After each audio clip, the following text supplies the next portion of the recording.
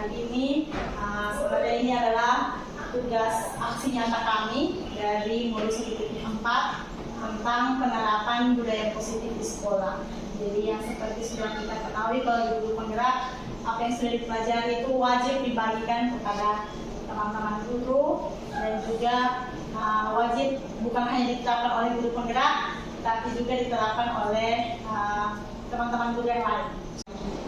Baik, sebelum kita mulai dengan sosialisasi hari ini, saya minta Ibu Densi bisa pimpin kita dalam doa. Kepala dan Bapak Ibu Guru, mari kita siapkan hati dan batin untuk menghadap Tuhan dalam doa. Dalam nama Bapa dan Putra dan Roh Kudus. Amin. Ya Allah, sumber kehidupan kami bersyukur dan berterima kasih kepadamu karena hanya atas berkat dan perlindungan-Mu sehingga kami masih boleh menerima rahmat dan berkat-Mu. Terima kasih Tuhan atas rahmat, atas kehidupan yang masih Kau berikan kepada kami, sehingga pada kesempatan ini kami semua masih dalam keadaan sehat untuk bersama-sama melanjutkan kegiatan kami. Ya Bapa di dalam surga, kami mohon tuntunlah sertai kami selalu agar kami boleh melaksanakan kegiatan ini dengan baik. Semuanya ini kami sampaikan ke hadirat-Mu lewat Tuhan Kristus Tuhan kami. Amin. Dalam nama Bapa dan Putra dan Roh Kudus. Amin. Baik, terima kasih Bu Densi. Saya memberikan kesempatan kepada Mama Kepala sebagai kepala sekolah bersama media kami untuk menyampaikan pendapatannya. Baik, terima kasih untuk kesempatan yang diberikan. Selamat siang untuk kita semua. Selamat siang. Baik, yang pertama kita bersyukur kepada Tuhan karena atas segala penyelenggaraannya. Tuhan senantiasa menyertai kita sehingga pada hari ini, hari yang istimewa bagi kita, kita boleh ada di tempat ini karena kita menunjukkan dukungan kita kepada teman kita Ibu Renalia Clara Clau yang merupakan guru penggerak pada angkatan yang 9 ini. Saya atas nama Kepala Sekolah mengucapkan terima kasih untuk kesediaan Bapak Ibu Guru yang sudah terlibat untuk kegiatan hari ini, yaitu aksi nyata sosialisasi penerapan budaya positif di sekolah. Ya. Mungkin satu waktu akan didapat melalui guru penggerak. Mungkin dari Ya. Baik, terima kasih Mama Kepala atas kesempatan untuk saya memaparkan aksi nyata saya pada hari ini. Terima kasih untuk penguatan dan dukungannya selalu Mama Kepala. Baik Bapak Ibu Guru, hari ini saya akan mensosialisasikan tentang penerapan budaya positif di sekolah. Tujuan dari sosialisasi hari ini adalah untuk mendiskusikan tentang perubahan paradigma belajar, disiplin positif, motivasi perilaku manusia, kebutuhan dasar, posisi kontrol, keyakinan kelas, dan segitiga restitusi. Baik, jadi adanya konsep budaya positif akan sangat bermanfaat untuk diterapkan dalam lembaga pendidikan dalam rangka mewujudkan merdeka belajar. Budaya positif meliputi 6 hal, yaitu perubahan paradigma belajar, konsep disiplin positif, keyakinan kelas, pemenuhan 5 dasar kebutuhan manusia, 5 posisi kontrol, dan segitiga restitusi. Baik, ini adalah peta konsep yang hari ini akan saya bicarakan. Jadi mulai dari teori kontrol, di mana Anda tidak bisa mengontrol orang lain, hanya Anda yang bisa mengontrol diri sendiri. Kemudian semua perilaku memiliki tujuan. Kemudian ada 5 posisi kontrol, teori motivasi, dan 5 kebutuhan dasar manusia sampai pada dengan segitiga restitusi. Baik, yang pertama itu kita berbicara tentang perubahan paradigma belajar. Perubahan paradigma dalam proses pembelajaran yang awalnya berpusat pada guru atau teacher center menjadi menjadi pembelajaran yang berpusat pada siswa atau learning center. Diharapkan mampu mendorong siswa terlibat secara aktif dalam membangun pengetahuan, sikap, dan perilaku. Melalui proses pembelajaran yang dengan keterlibatan aktif siswa ini, berarti guru tidak lagi mengambil hak anak untuk belajar dalam arti yang sesungguhnya. Dalam proses pembelajaran yang berpusat pada siswa, maka siswa memperoleh kesempatan dan fasilitas untuk membangun sendiri pengetahuannya, sehingga mereka akan memperoleh pemahaman yang mendalam. Pada akhirnya dapat meningkatkan mutu kualitas. Jadi Bapak Ibu guru, sekarang proses pembelajaran di kelas itu sudah tidak lagi yang berpusat pada guru, tetapi kita berpusat pada siswa. Jadi kita lebih membuat siswa, membebaskan siswa untuk mencari tahu sendiri tentang apa yang dia pelajari, dan membebaskan siswa untuk mencari tahu sendiri tentang hal-hal yang akan dia pelajari.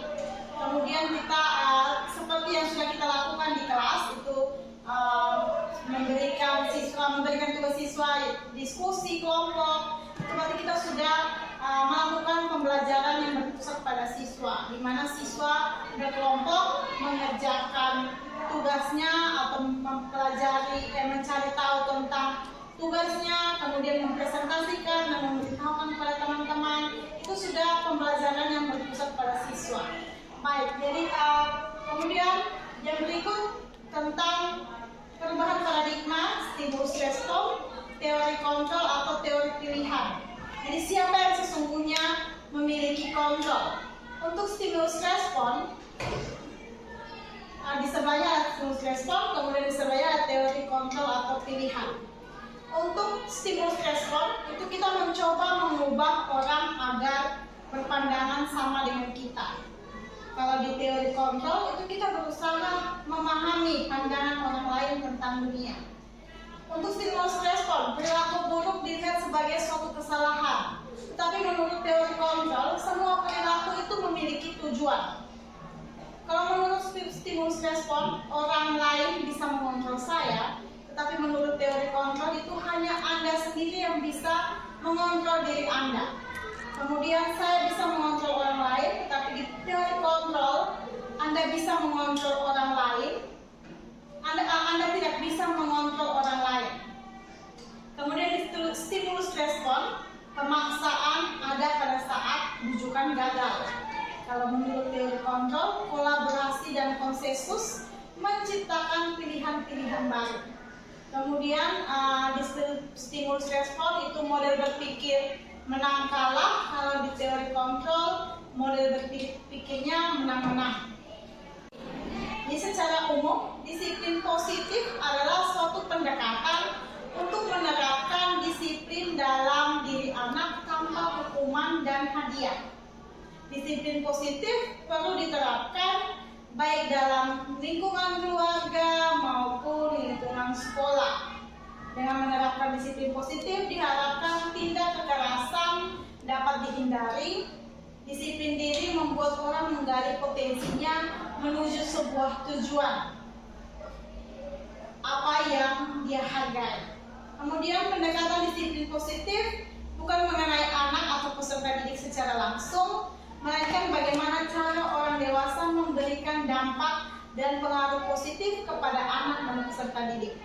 Jadi pendekatan disiplin positif menitikberatkan pada pendekatan yang positif tanpa kekerasan, memotivasi, merefleksi kesalahan, menghargai, membangun logika dan bersifat jangka panjang. Jadi itu disiplin positif Bapak Ibu. Jadi pendekatan disiplin positif ini bukan mengenai anak atau siswa secara langsung, tetapi kepada kita orang dewasa bagaimana cara memberikan dampak dan pengaruh positif itu kepada anak. Ada teori motivasi perilaku manusia. Ada 3. Yang pertama itu untuk menghindari ketidaknyamanan atau hukuman. Yang kedua untuk mendapatkan imbalan dari orang lain atau institusi. Yang ketiga untuk menghargai diri sendiri.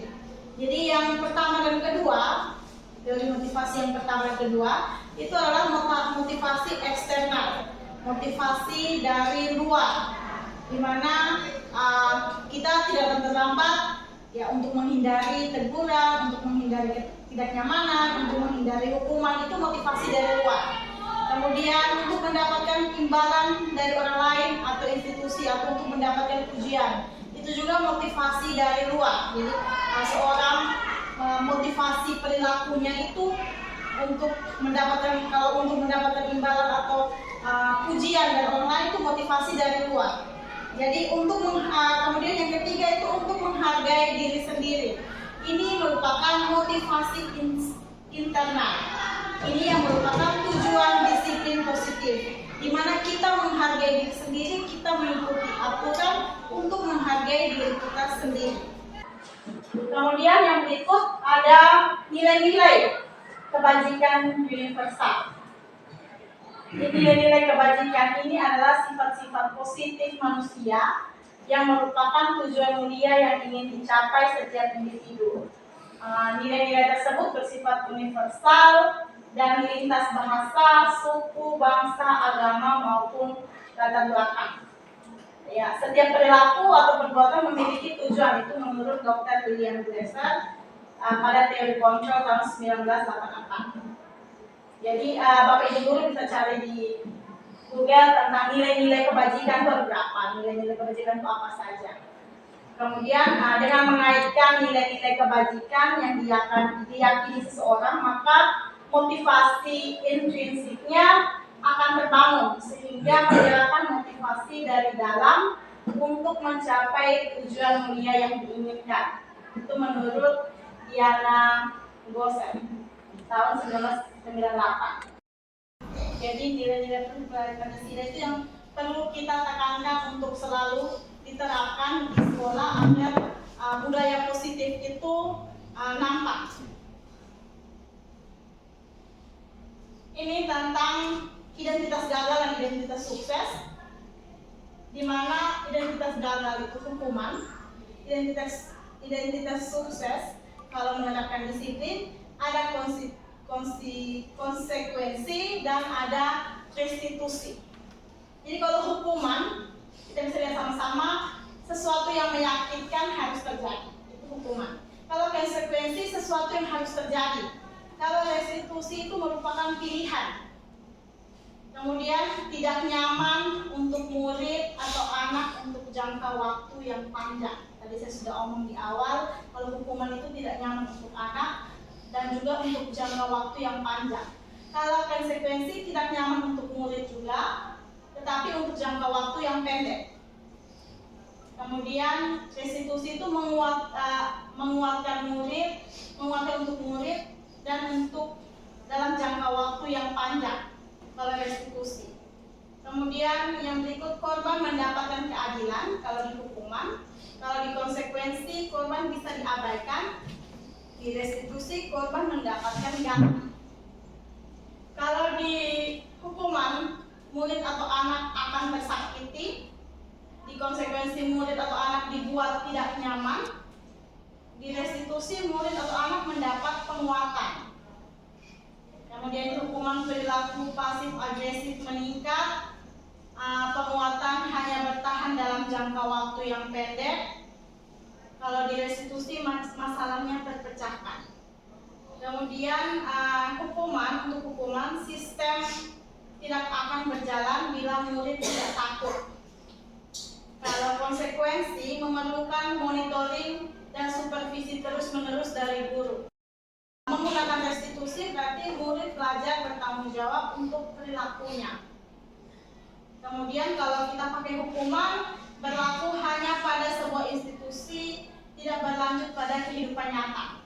Jadi untuk hukuman itu kita nilai negatif, untuk konsekuensi nilainya netral, dan untuk restitusi itu nilainya positif. Jadi itu tabel tentang identitas gagal dan identitas sukses. Dia masuk hukuman atau konsekuensi. Mencatat 100 kali dalam buku kalimat saya tidak akan terlambat lagi karena terlambat ke sekolah. Hukuman. Itu hukuman. Kalau Bapak itu hukuman, Bapak Guru itu masuk hukuman atau konsekuensi?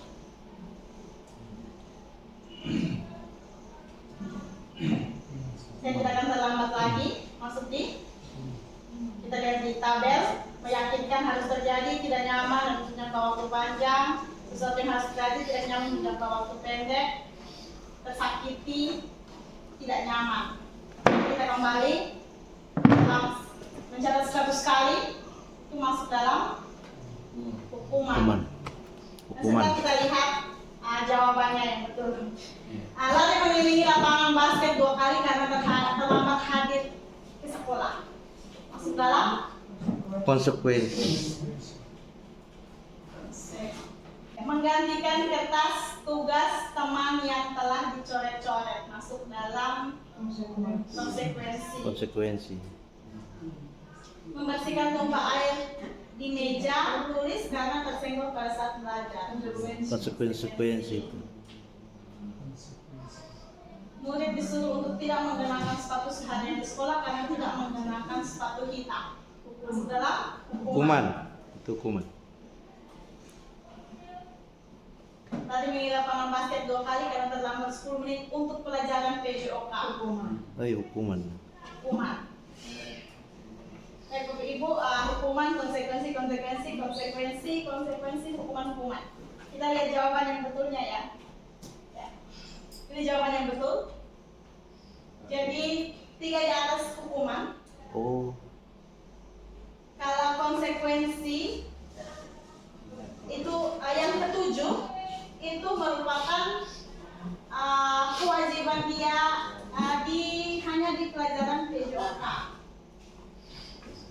Konsekuensi jadi terlambat mengelilingi basket 2 kali. Jadi sakitnya itu tidak terlalu terasa, tapi untuk jangka pendek. Jadi itu konsekuensi. Kemudian mencatat 100 kali itu hukuman. Lari di lapangan basket 2 kali terlambat hadir di sekolah itu hukuman, masuk di hukuman. Diminta push up 15 kali kan tidak menggunakan masker ke sekolah itu hukuman. Kemudian menggantikan kertas teman yang telah dicoret-coret itu konsekuensi. Jadi nanti kita belajar sama-sama lagi lihat yang mana hukuman, yang mana konsekuensi. Mungkin terlalu cepat tadi. Tapi paling tidak kita sudah bisa membedakan konsekuensi yang mana, hukuman yang mana.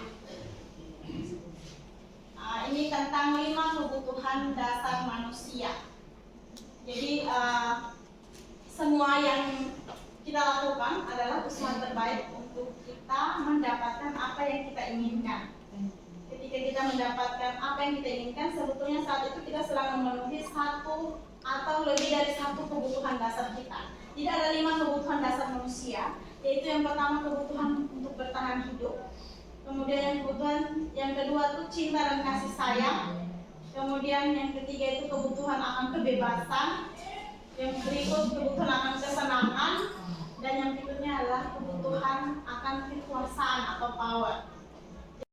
Perbuatan yang bertentangan dengan nilai-nilai kebajikan atau melanggar peraturan, hal itu sebenarnya dikarenakan gagal memenuhi salah satu dari nilai memenuhi kebutuhan dasar mereka. Jadi antara kurang dari bertahan hidup, kurang untuk kebutuhan kasih sayang, kurang kebebasan. Jadi kadang-kadang anak itu kalau di rumah aturan orang tuanya lebih ketat dibandingkan di sekolah. Jadi datang sekolah dia lebih eksplor dirinya, akhirnya melanggar aturan. Jadi itu sebenarnya dia butuh kebebasan. Ada anak yang kurang perhatian di rumah, bapak mamanya merantau, akhirnya datang sekolah tidak datang, entah nanti tidur di orang punya rumah yang seperti saya alami. Itu saya anggap anak-anak itu kurang akan kasih sayang, cinta dan kasih sayang.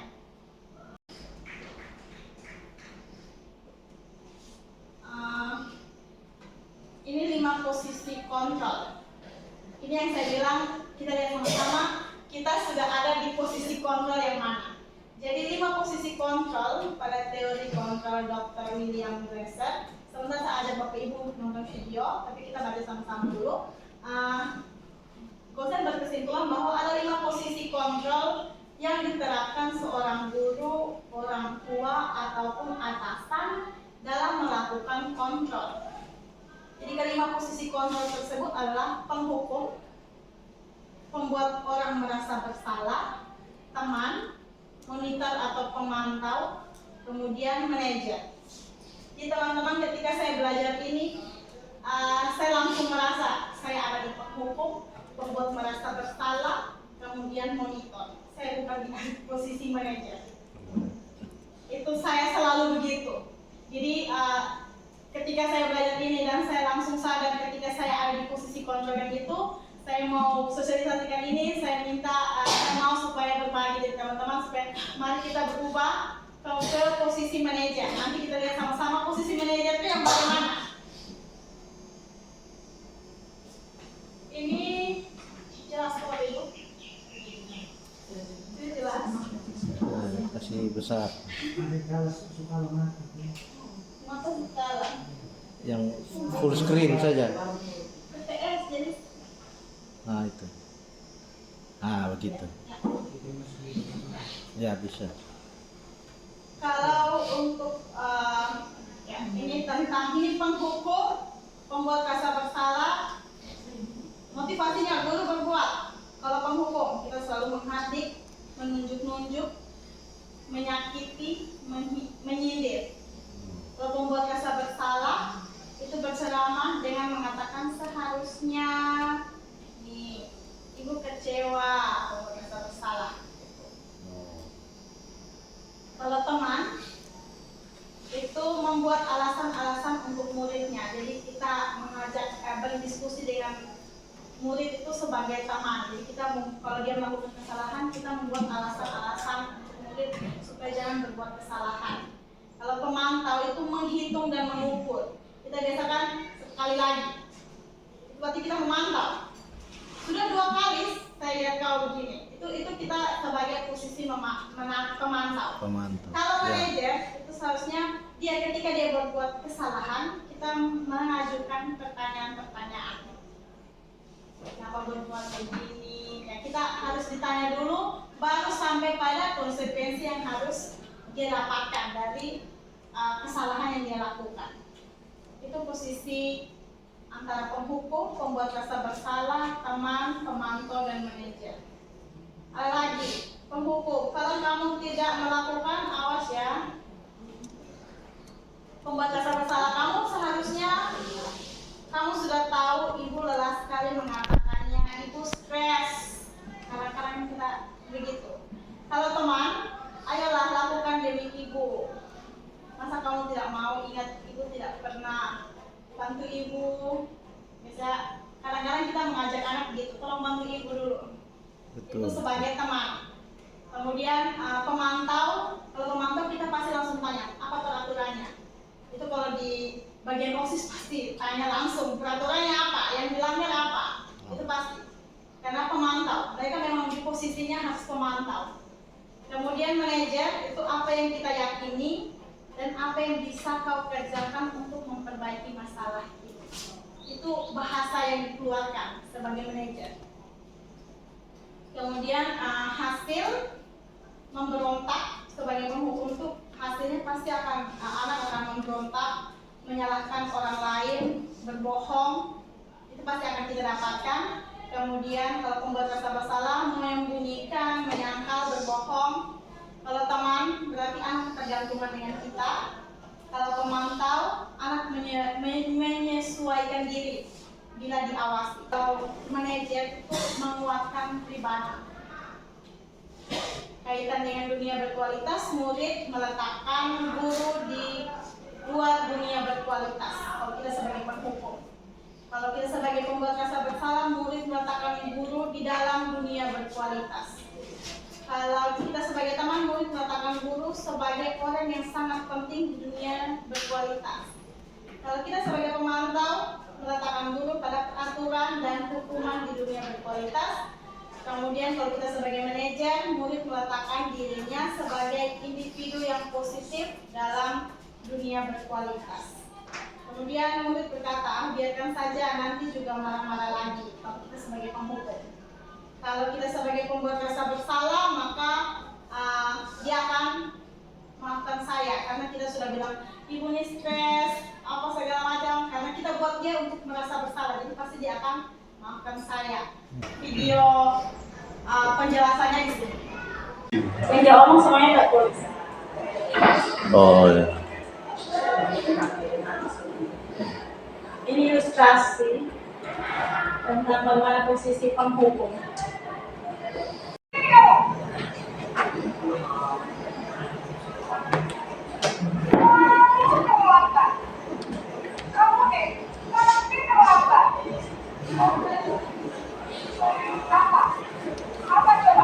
Hmm.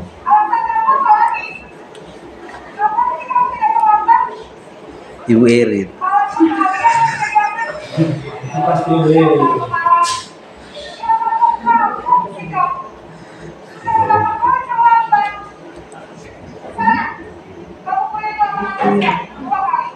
Ui.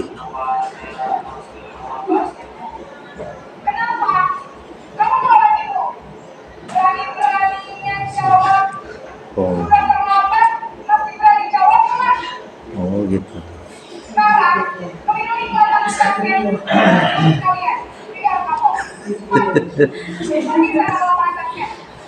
Keliling. Oh itu posisi penghukum ya.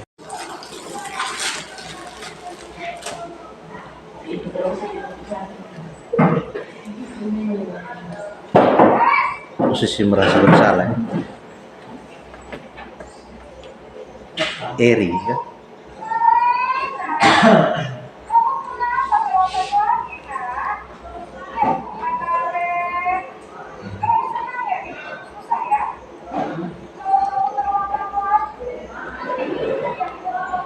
Yudensi.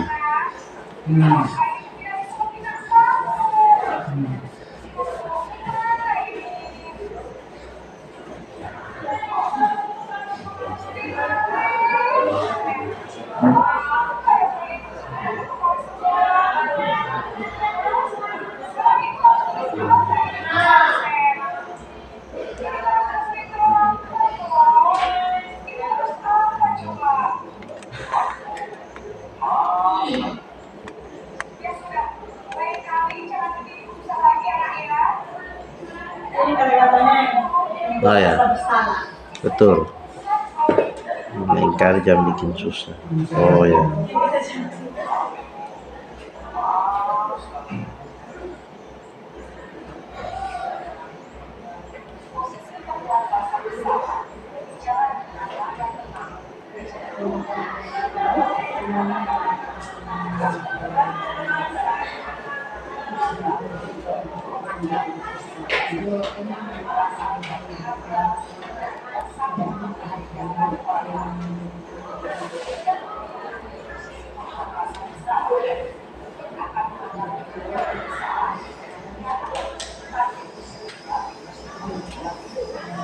Ya.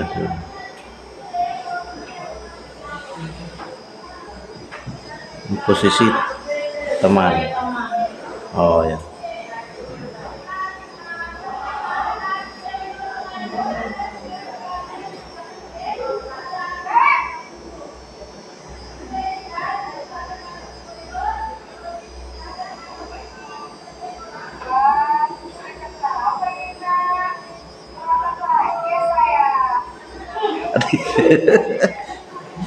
Emi.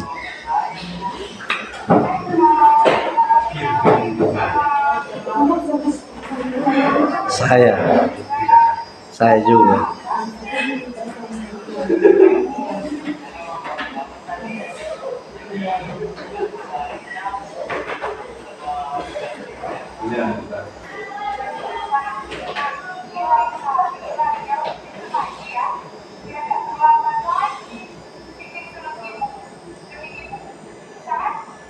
Dewi Ibu bikin senang. Bikin senang ibu, Dewi ibu, jadi sebagai teman. Oh gitu ya. Oh. Ini pemantau.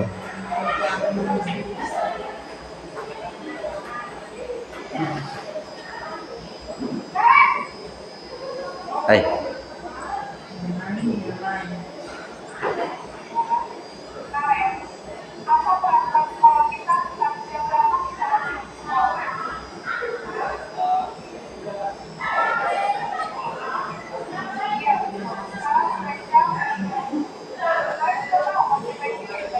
Ini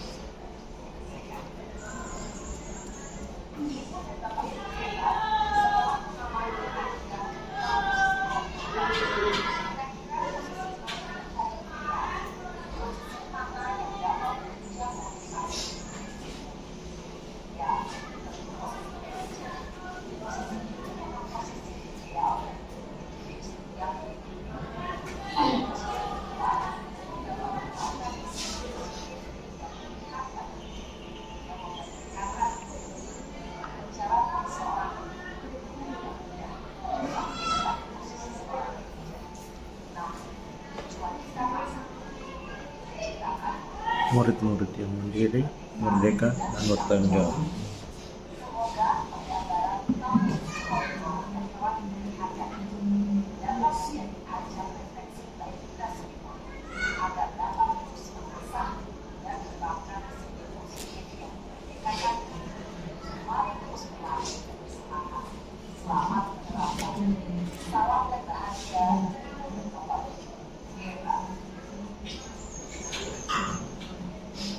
Baik Bapak Ibu, itu tentang 5 posisi kontrol. Saudara sudah bisa mengira-ngira saya punya posisi ada di mana? Ya. Ya, pasti masih dalam hati saja. Kita semua, bukan hanya Bapak Ibu guru, saya juga mungkin kita akan menjadi posisi manajer, tetapi butuh waktu untuk kita sampai di posisi manajer dengan keadaan sekolah kita yang seperti ini. Membuat rasa bersalah, kadang teman, tetapi kadang ada Bapak Ibu guru yang outside. Kalau sudah terlambat, saya mau jadi kau punya teman, itu tidak mungkin. Kemudian kita pasti pemantau, itu kita semua masih ada, tapi untuk manajer mungkin sulit untuk kita lakukan, tetapi mari kita mencoba untuk melakukan. Jadi menempatkan diri kita pada posisi manajer, itu posisi kontrol, 5 posisi kontrol. Ya, dari yang tadi kita lihat, yang tadi saya sudah gambarkan, yang tadi sudah kita nonton video. Kalau saya dia sudah maju. Ini saya langsung saja ya. Saya kecewa sekali dengan kamu. Itu sebagai pembuat orang merasa bersalah. Kamu tidak pernah benar melakukannya, itu posisi penghukum. Ayo lakukanlah demi ibu dan bapak, kayak di video itu sebagai teman. Apakah kamu mau mendapatkan stiker bintang hari ini? Itu sebagai pemantau. bagaimana kamu bisa menyelesaikan masalah ini sebagai manajer. Kamu selalu yang paling terakhir, itu sebagai penghukum. Jadi mari Bapak Ibu Guru, kita merefleksikan diri kita, kapan saya bisa menjadi posisi manajer ini. Kita masih di penghukum, teman, pemantau, dan pembuat rasa bersalah. Tidak ada yang salah Bapak Ibu, cuman yang lebih bagusnya itu adalah kita ada di posisi manajer. Kita lanjut tentang keyakinan kelas. Jadi keyakinan kelas itu dibentuk berisi peraturan-peraturan yang bersifat abstrak daripada peraturan pada umumnya. Yang lebih rinci keyakinan kelas,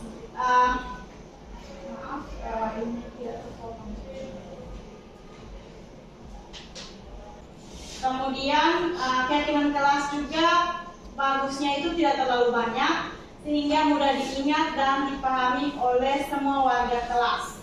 Keyakinan kelas ini sebaiknya sesuatu yang dapat diterapkan di lingkungan.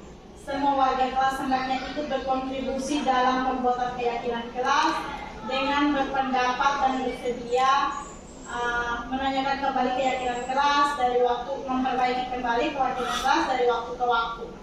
Jadi contoh keyakinan kelas di sini adalah hadir tepat waktu, bertanggung jawab, mengerjakan tugas, mandiri, menghargai guru dan teman, menjaga kebersihan, wajib belajar. Jadi keyakinan kelas ini adalah kata-kata yang positif. Jadi keyakinan kelas itu kita buat dengan berdasarkan pada peraturan yang berlaku di sekolah. Dari peraturan kita bentuk kita alihkan peraturan itu ke kata-kata positif, ke kalimat positif. Dari kalimat positif itu kita bisa buat namanya keyakinan kelas. Jadi misalnya disiplin. Kalau peraturan sekolah kan tidak boleh terlambat, ya toh? Itu masuk dalam keyakinan kelasnya disiplin. Kemudian hadir tepat waktu, ya itu masuk dalam keyakinan kelas, tapi peraturannya itu adalah tidak boleh terlambat. Kemudian bertanggung jawab, misalnya kalau sudah ada pembagian kerja itu bertanggung jawab, itu disiplin. Keyakinan kelas. Keyakinan kelas ini harus ada supaya kita bisa jadi posisi manajer. Karena dengan ada keyakinan kelas, ketika dia melanggar aturan, kita tidak lagi omong tentang apa aturan yang kau langgar, tetapi kita omong tentang kesepakatan keyakinan kelas yang kita lakukan, apa yang kau langgar. Keyakinan kelas, misalnya kita buat bersama, jadi Bapak Ibu wali kelas bisa bersama dengan anggota muridnya, bisa mensepakati keyakinan kelas yang mau dibuat. Kalau di kelas saya itu kami lebih ke menghargai orang lain, kemudian tidak boleh datang terlambat atau disiplin, itu keyakinan kelas kami. Kemudian lebih ke menjaga kebersihan kelas, karena kami sudah ditegur ulang kelasnya kotor sekali. Jadi mari kita buat kesepakatan kelas, keyakinan kelas kita tentang lebih untuk lebih menaati aturan. Jadi keyakinan kelas ini kita tidak omong lagi tentang peraturan, tapi kesepakatan bersama dengan kita. Jadi berdasarkan aturan yang sudah dibuat. Bapak Ibu, selalu kembalikan buku kepada tempatnya. Keyakinan kelasnya ini. Contohnya, peraturan keyakinan kelas. Jadi selalu kembalikan buku kepada tempatnya, itu peraturan. Keyakinan kelasnya itu tanggung jawab. Keyakinan kelas ini kata-katanya atau kalimatnya diambil dari nilai-nilai kebajikan. Kemudian dilarang mengganggu orang lain. Itu menghormati, keyakinan kelasnya itu menghormati orang lain. Kemudian hadir di sekolah 15 menit sebelum pembelajaran. Keyakinan kelasnya menghormati orang lain, berkomitmen. Kemudian dilarang melakukan kekerasan. Keyakinan kelas itu keselamatan, menghormati orang lain. Dilarang menggunakan narkoba, itu kesehatan. Bergantian atau menunggu giliran, menghormati orang lain. Kemudian bersabar, gunakan masker, itu kesehatan dan keselamatan. jangan berlari di kelas atau koridor, itu keselamatan dan keamanan, itu keyakinan kelas. Jadi kalau kita sudah buat keyakinan kelas atau kesepakatan kelas, itu kita bisa terapkan ketika posisi manajer kita itu kita bisa terapkan. Jadi ketika sudah ada keyakinan kelas, ketika dia melanggar aturan, kita tidak tanya lagi aturan apa yang dia langgar, tapi kita tanya keyakinan kelas yang dia langgar itu apa. Jadi masing-masing wali kelas tuh lebih bisa mengontrol muridnya kalau sudah buat keyakinan kelas. Tetapi mungkin anak-anak kita agak susah, jadi kita harus lebih berusaha lagi untuk selalu mengingatkan. Kalau saya di pelajaran saya bukan keyakinan kelas, tapi ada satu namanya kesepakatan kelas. Jadi setiap kali saya masuk pelajaran, pada awal pelajaran saya bikin kesepakatan kelas. Kesepakatan kelas yang biasanya mereka terapkan itu, yang mereka sepakati itu adalah mendengarkan ketika orang lain berbicara, kemudian kebanyakan izin ke kamar mandinya tidak boleh lebih dari 2 orang. Karena kalau laki-laki biasanya kalau satu izin keluar, 3 orang yang ikut dari belakang. Jadi kalau di satunya kelas, kalau satu sudah izin keluar, biasanya mereka saling melihat. Ada lagi yang mau izin, kalau tidak ada saya, supaya 2 orang. 2 orang itu kembali, baru 2 orangnya izin lagi. Jadi itu kesepakatan kelas, dibuat dan dibuat oleh mereka dan diikuti oleh mereka. Tapi kalau kita yang bukan wali kelas, kita bisa bikin kesepakatan kelas sebelum pelajaran dimulai. Jadi kesepakatannya sudah ada. Kalau mau langgar, kesepakatan kelasnya dilanggar. Tadi kalau tidak bersedia, langsung ngomong memang saya tidak bersedia membuat kesepakatan kelas begitu. Jadi kesepakatan kelas bukan dibuat oleh guru, tapi dibuat oleh kita guru dan juga siswa. Jadi itu tentang keyakinan kelas. Kemudian kita masuk pada restitusi. Jadi apa itu restitusi? Restitusi adalah proses menciptakan kondisi bagi murid untuk memperbaiki kesalahan mereka sehingga mereka bisa kembali pada kelompok mereka dengan karakter yang lebih kuat. Restitusi juga merupakan proses kolaboratif yang mengajarkan murid untuk mencari solusi untuk mereka, masalah mereka, dan membantu murid berpikir tentang orang seperti apa yang mereka ingin menjadi atau tujuan mulia, dan bagaimana mereka harus memperlakukan orang lain untuk memperbaiki masalah mereka sehingga mereka kembali ke kelompok mereka, kembali ke kelas mereka, itu mereka tidak malu atau mereka tidak merasa minder. Kemudian kita restitusi juga adalah proses kolaboratif di mana mengajarkan murid untuk mencari solusi untuk masalah mereka. Jadi kita bekerja sama antara murid dan guru untuk sama-sama mencari solusi dari masalah yang mereka buat. Itu restitusi. Ini segitiga restitusi. Segitiga restitusi itu ada 3, yaitu yang pertama validasi kebutuhan, menstabilkan identitas, kemudian validasi kebutuhan, kemudian menanyakan keyakinan. Kalau menstabilkan identitas itu setiap orang pasti melakukan kesalahan. Kamu bukan satu-satunya yang pernah melakukan ini. Itu yang harus guru ungkapkan kepada murid. Kemudian menanyakan keyakinan, itu dari keyakinan kelas yang sudah kita sepakati bersama. Nilai-nilai yang apa yang telah kita sepakati atau keyakinan kelas apa yang telah kita sepakati, kamu ingin menjadi orang seperti apa di akhirnya, menanyakan keyakinan. Ini untuk membuat anak merasa gagal karena berbuat salah menjadi positif terhadap dirinya. Jadi guru harusnya berkata begini, berbuat salah itu yang manusiawi, tidak ada manusia yang sempurna. Bapak Ibu juga pernah berbuat salah. Kita pasti bisa menyelesaikan permasalahan ini. Bapak Ibu guru, Bapak Ibu tidak tertarik untuk mencari tahu siapa yang benar dan siapa yang salah. Bapak Ibu lebih tertarik untuk menyelesaikan masalah. Kalau kamu menyalahkan dirimu sendiri, terus-menerus apakah kamu bersikap baik kepada dirimu sendiri? Jadi untuk hal ini saya rasa kita juga sudah pernah buat. Karena ketika anak buat masalah, itu kita tidak lagi bilang siapa yang kumpul ini, siapa yang duluan, tidak. Kita akan tanya masalahnya apa. Kita Betul. sudah beberapa kali ada permasalahan dan kita selalu tidak lagi lihat siapa yang salah dan siapa yang benar. Jadi saya lihat dari OSIS dan juga dari Bapak Ibu guru, kepala itu tidak lihat lagi siapa yang berbuat benar, siapa yang berbuat salah, tapi kita lihat bagaimana kita menyelesaikan masalahnya ini. Masalahnya apa dan cara kita menyelesaikannya. Itu kita sudah buat. Itu membantu murid mengenali basic apa kebutuhan dasar yang ingin dipenuhinya ketika melakukan kesalahan.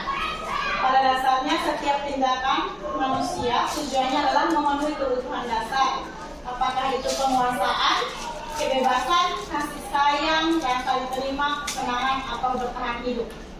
Jadi untuk validasi kebutuhan itu kita lebih mendekatkan supaya dia ini tidak ada apa. Maksudnya 5 kebutuhan dasar yang tadi sudah saya kasih tahu itu dia tidak terpenuhinya di mana.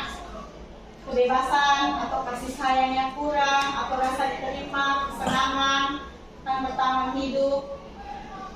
Kemudian yang harus guru ucapkan itu kamu bisa saja melakukan hal yang baik, hal yang lebih buruk, tapi kamu tidak melakukannya kan. Kemudian kamu pasti punya alasan mengapa melakukan itu. Jadi kita selalu tanya, oh kenapa melakukannya, kenapa buat itu. Jadi itu kita selalu tanya mereka punya alasan. Kemudian apa yang penting bagi kamu? Kamu boleh tetap berusaha menjaga sikap itu, tapi tambahkan sikap yang lain yang baru. Maukah kamu belajar? Kemudian apa kamu bisa melakukan dengan lebih baik lagi, lebih baik besok lagi. Kemudian menanyakan keyakinan. Ini anak melihat kesalahannya dihubungkan dengan norma sosial, nilai-nilai yang mendasari manusia berinteraksi dengan orang lain. Kemudian yang dulu harus katakan itu apa nilai yang kita percaya di kelas atau sekolah kita, atau apa keyakinan kelas kita, nilai-nilai universal apa yang telah kita sepakati, nilai-nilai keyakinan kelas apa yang sudah kita sepakati. Kelas yang ideal itu seperti apa? Kamu ingin menjadi anak yang seperti apa? Kemudian apa yang kamu rasakan ketika kamu melakukan itu? Kamu menjadi orang seperti apa? Jadi ini cara penyelesaian masalah dengan segitiga restitusi. Yaitu yang pertama menstabilkan identitas, yang kedua validasi kebutuhan, yang ketiga menanyakan keyakinan. Ada video ini sudah selesai, terakhir video penjelasannya di sini.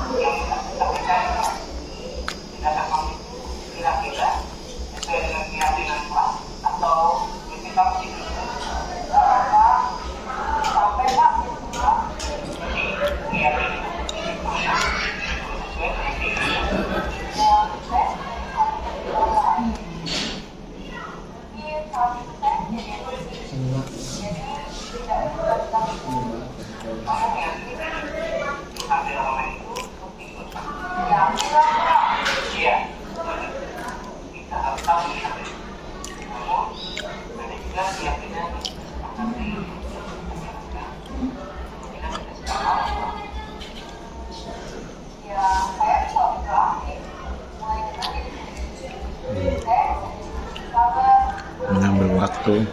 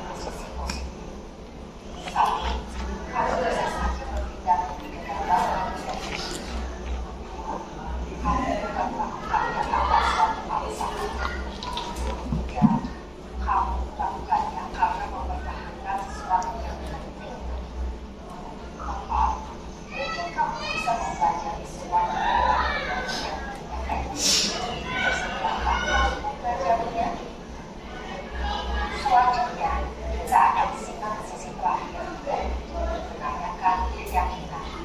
Teori kontrol menyatakan bahwa pada dasarnya kita termotivasi secara intensif pada saat perilaku yang salah telah divalidasi dan identitas sukses telah stabil.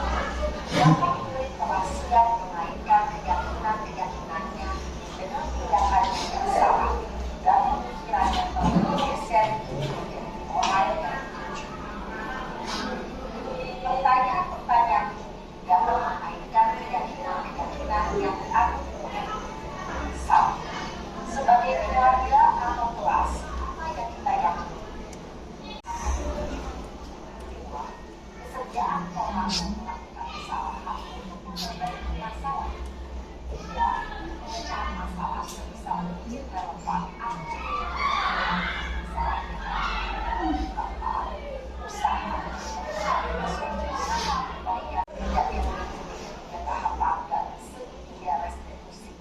bergantung pada ringan beratnya suatu permasalahan.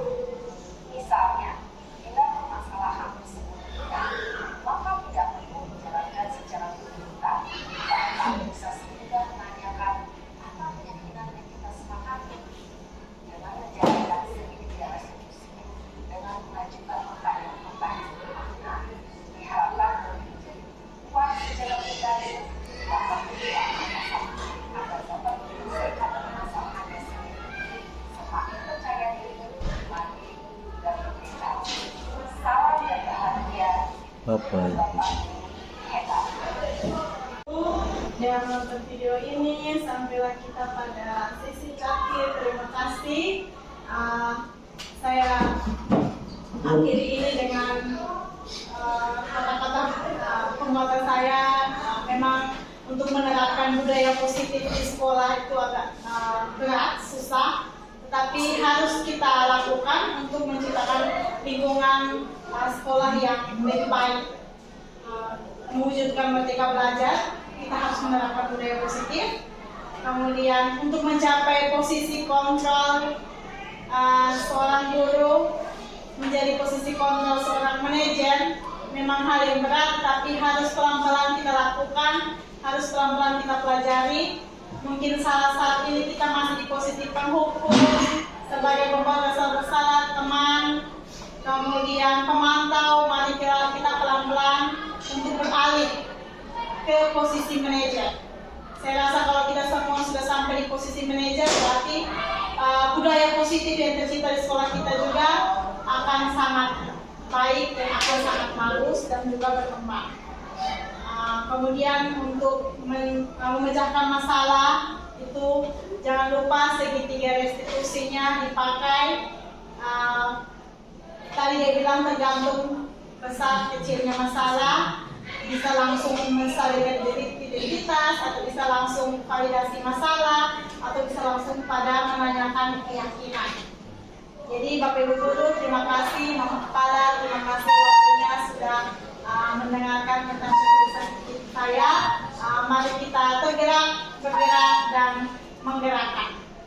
Terima kasih untuk siang hari ini. Ibu Densi, saya minta mari kita buka dengan doa.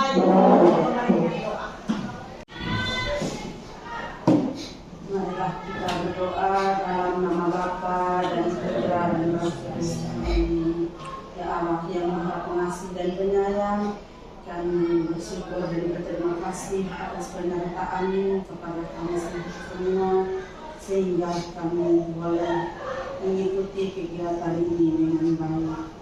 Ya Bapa dalam surga, kami mohon tuntunlah kami agar kami lebih menerapkan lagi budaya positif di lembaga ini demi kemajuan lembaga ini. Nama-Mu selalu kami puji kini dan sepanjang segala masa.